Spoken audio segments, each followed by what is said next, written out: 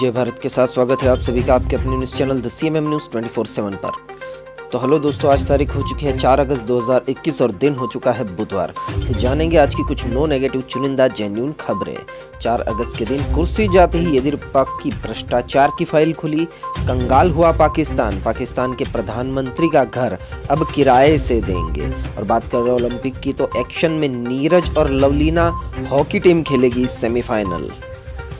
इसी के साथ जानेंगे सर्राफा बाजार का हाल और पूरे भारत के मौसम का पूर्वानुमान। तो इसी के साथ चलते हैं अगली बड़ी खबर पर। तो पहली बड़ी खबर आ रही है लालू के बयान पर चिराग पासवान का जवाब। आरजेडी सुप्रीमो को बताया अपने अभिभावक के समान।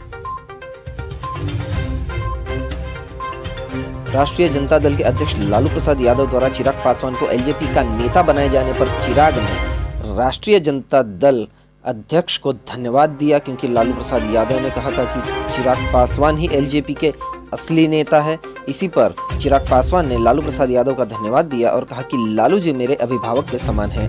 उनका ये कहना मेरे लिए बड़ी बात है। तेजस्वी के साथ पर चिराग ने ये कहा कि अभी मेरा ध्यान आशीर्वाद यात्रा पर है, लेकिन राष्ट्रीय जनता दल के अध्यक्ष लालू प्रसाद यादव ने मंगलवार को कहा कि पिछले दिनों लोक जनशक्ति पार्टी में जो कुछ भी हुआ उसके बावजूद वह चिराग पासवान को ही एलजेपी का नेता मानते हैं। इसके साथ ही उन्होंने कहा कि बिहार में वह तेजस्वी और चिराग पासवान को एक साथ गठबंधन में देखना चाहते हैं। इसी के साथ चलते कोरोना खबर पर। तो गुजरात में कोरोना वायरस के संक्रमण के 17 नए मामले, 42 मरीज हुए ठीक। तो गुजरात में मंगलवार को बीते 24 घंटों में कोरोना वायरस से संक्रमण के 17 नए मामले सामने आए हैं। इसके साथ ही सूबे में इस घातक वायरस से संक्रमण के कुल मामलों की संख्या बढ़कर 8,24,939 पर पहुंच गई। मतलब ये टोटल आंकड़े हैं। अब तक के कोरोना के संक्रमण के सबसे ज्यादा नए मामले अहमदाबाद से सामने आए हैं। स्वास्थ्य विभाग के एक अधिकारी ने इस बारे में जानकारी देते हुए बताया कि राज्य में लगातार 16वें दिन संक्रमण की वजह से किसी भी मरीज ने दम नहीं तोड़ा है और मृतकों का आंकड़ा 10,076 पर स्थिर है। उन्होंने बताया कि मंगलवार को 42 और मरीजों को अस्पताल से छुट्टी भी दे दी गई है। बढ़ते अगले समाचार की ओर। अगले समाचार आ रहे हैं कर्नाटक के सियासी गलियारों से कुर्सी जाते ही मुश्किल में फंसे पूर्व मुख्यमंत्री येदियुरप्पा। भ्रष्टाचार के मामले में जारी हुआ नोटिस।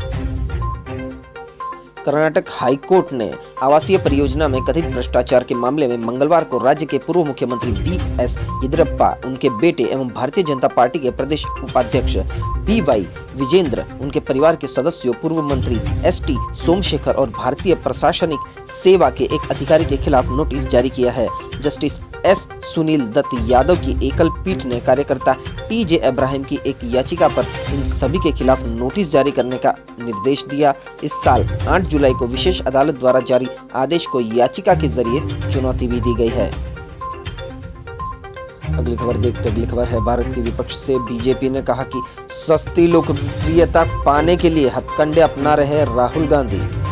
राहुल गांधी फोटो में मोटरसाइकिल चलाते हुए दिखाई देंगे।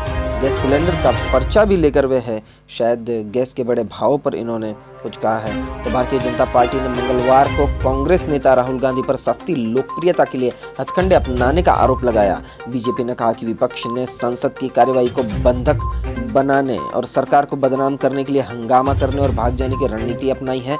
केंद्रीय मंत्री व राज्यसभा में उपनेता मुख्तार अब्बास नकवी ने कहा कि विपक्षी सदस्य खुद को बीजेपी विरोध ग्रुप के नेता के रूप में पेश करने की होड़ में हैं और इसके लिए सदन की कार्यवाही में बाधा डालने के लिए एक दूसरे से मुकाबला कर रहे हैं।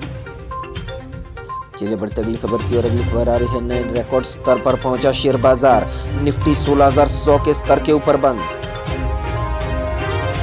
विदेशी बाजारों से मिले सकारात्मक संकेतों के साथ दिग्गज स्टॉक्स में आई खरीद की मदद से सेंसेक्स और निफ्टी में आज रिकॉर्ड तोड़ तेजी देखने को मिली है। मंगलवार के कारोबार में सेंसेक्स 873 अंक की बढ़त के साथ 53,823 के स्तर पर और निफ्टी 241 अंक की बढ़त के साथ 16,131 के स्तर पर बंद हुआ। ये दोनों इंडेक्स की नई ऑल टाइम हाई क्लोजिंग रही है। आज के कारोबार में सबसे ज्यादा बढ़त FMCG सेक्टर में देखने को मिली है। तो मंगलवार को इस तरह बाजार का हाल रहा।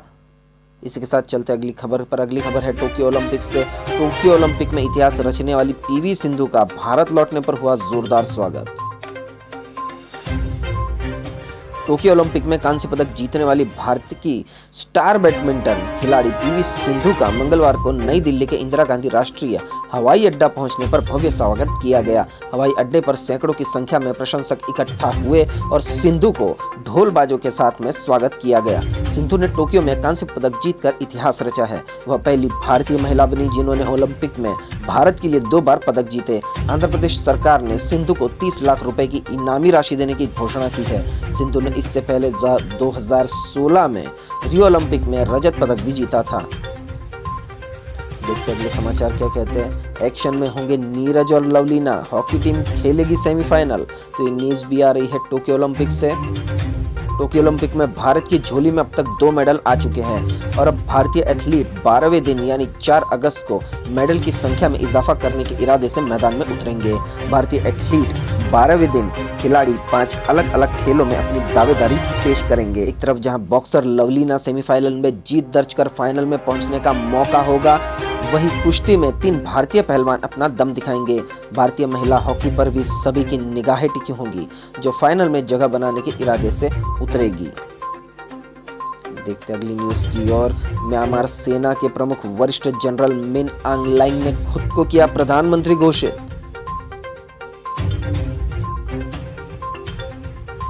म्यांमार में सैन्य तख्त पलट के बाद खूनी संघर्ष जारी है। म्यांमार की राज्य प्रशासन परिषद को म्यांमार की कार्यवाहक सरकार के रूप में नया नाम दिया गया है। म्यांमार सेना के प्रमुख जनरल मिन आंग लाइंग ने अपने आप को प्रधानमंत्री घोषित किया है। रविवार को एक टेलीविजन भाषण में जनरल लाइंग ने 2023 तक चुनाव रोकने का भी वादा किया। नवनिर्वाचित संसद की बैठक के एक दिन पहले 1 फरवरी को स्टेट काउंसिलर आंग सुन सू की नेतृत्व वाली सरकार को हटाने के बाद जनरल लाइंग ने फरवरी में म्यांमार में सत्ता संभाल ली थी।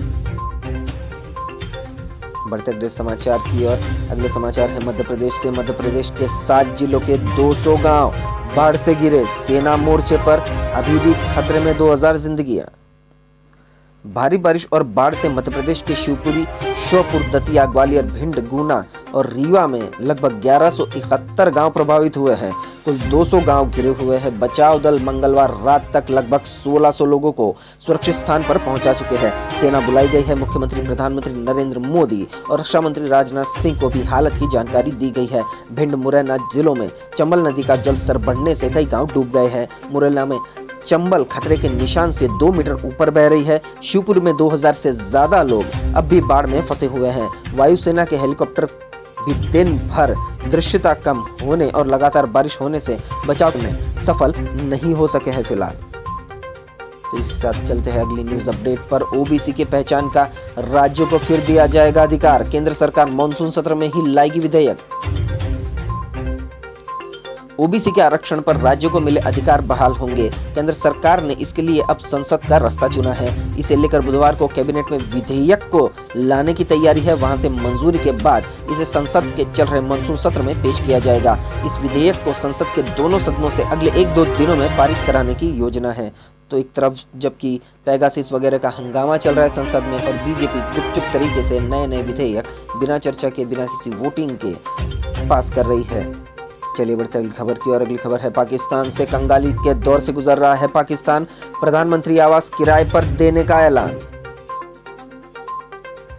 भीषण वित्तीय संकट से गुजर रहे पाकिस्तान के प्रधानमंत्री के इस्लामाबाद स्थित सरकारी आवास को रियल एस्टेट के क्षेत्र में किराए पर देने जाने की घोषणा की गई है। समा टीवी की रिपोर्ट के अनुसार सत्तारूढ़ तहरीक पाकिस्तान तहरीक इंसाफ पीटीआई ने अगस्त 2019 में प्रधानमंत्री आवास को एक विश्वविद्यालय में बदलने की घोषणा की थी। प्रधानमंत्री इमरान खान वह आवास खाली कर चुके हैं और अब योजना में बदलाव किया गया है। साथ ही इस संपत्ति को सरकारी खजाने की आमदनी के लिए किराए पर देने का फैसला किया गया है। चलते अगली खबर पर। अगली खबर में अफगान युद्ध में फिर कूदा अमेरिका। तालिबान के ठिकानों पर बरसाए बम। 24 घंटे में 375 आतंकी किए ढेर। अफगान युद्ध अब और तेज हो गया है। लड़ाई प्रांतीय राजधानियों पर कब्जे को लेकर हो रही है।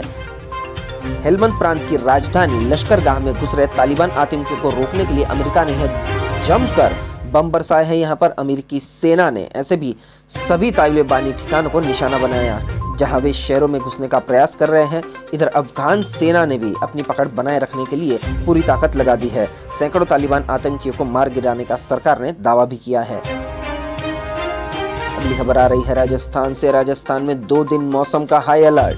बारा, कोटा, सवाई माधोपुर में भारी बारिश की चेतावनी। जयपुर में 15 साल बाद बड़ी बांडी नदी सूखे पड़े छपरवाड़ा बांध में आया 4 फीट पानी।